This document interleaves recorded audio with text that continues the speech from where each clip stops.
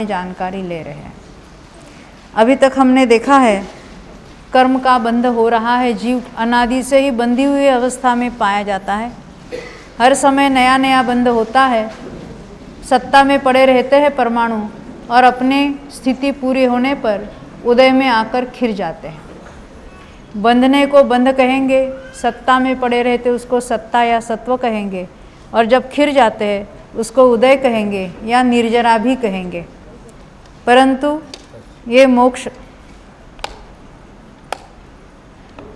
मोक्ष मार्ग वाली निर्जरा नहीं है, ये सामान्य निर्जरा है। भले उसको निर्जरा कहेंगे परंतु ये उदय रूप निर्जरा है।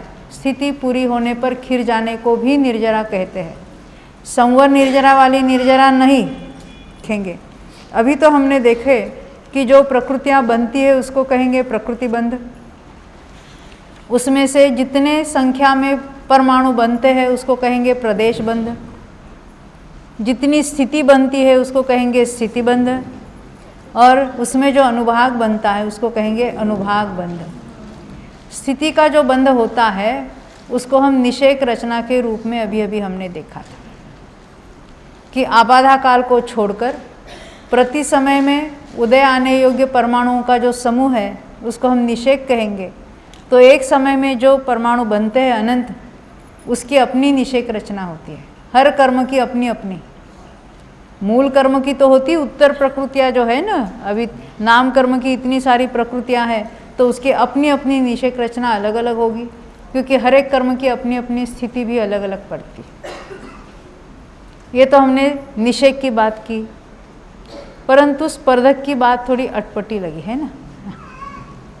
ये अनुभाग जो है स्पर्धक रचना होती है, इन्हें क्या होती है?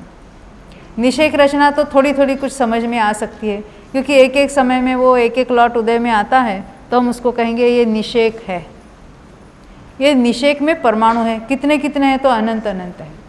तो उस हर एक परमाणु में कुछ न कुछ अपना अनुभाग फल देने की शक्ति है। तभी तो हम कहेंगे कि कर्म का उदय हो रहा है, उसका फल मिल रहा है जीव को। तो फल मिल रहा है ना, उसके अनुभाग का उदय हो रहा है। कर्म कितनी संख्या में खिरते हैं इससे हमें कोई सुख दुख नहीं होता,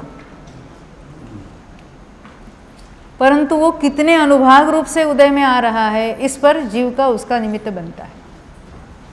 मिथ्यात्व में भी कितने मिथ्यात्व के कर्म खिर रहे हैं, उससे कुछ उसका लेना देना नहीं।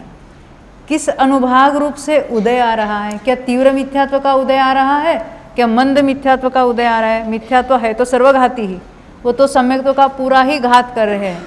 फिर भी हमने जो उसमें भी इतने अनंत स्पर्धक देखे हैं, तो कोई किस रूप से उदय में आता है? तो दारू रूप से आएगा, या अस्थि रूप से आएगा, या शैल रूप से आएगा।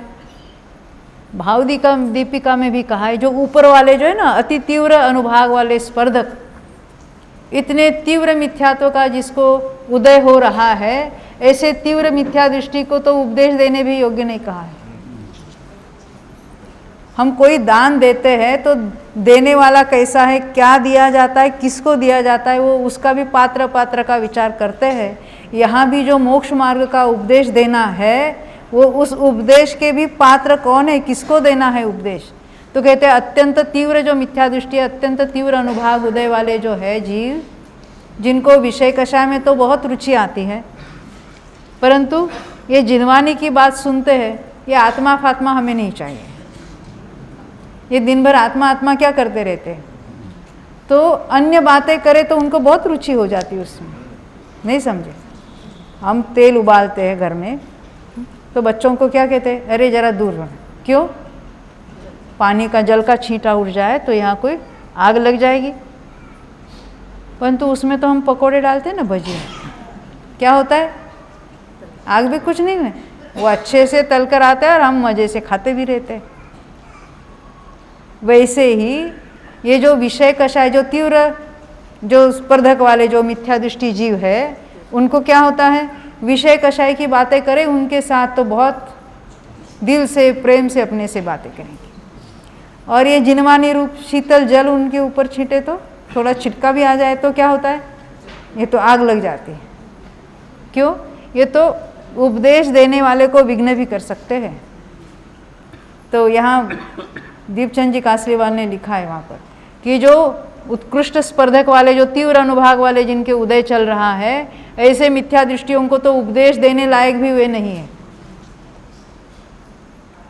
हमें तो भाव आता है, क्योंकि जिसको ये सही मार्ग मिला है, घर में कुछ थोड़ा व्यंजन बनाते, कुछ अच्छा पदार्थ बनाते हैं, तो बच्चों को हम बार बार कहते खा के तो देखो।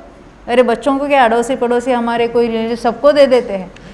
और ये तो महान मोक्ष मार्ग जैसी अद्भुत चीज़, हम इतने भाग्यवान ठहरे कि गुरुदेव के काल में हम जन्मे, उनका उपदेश सुना और पाया कुछ।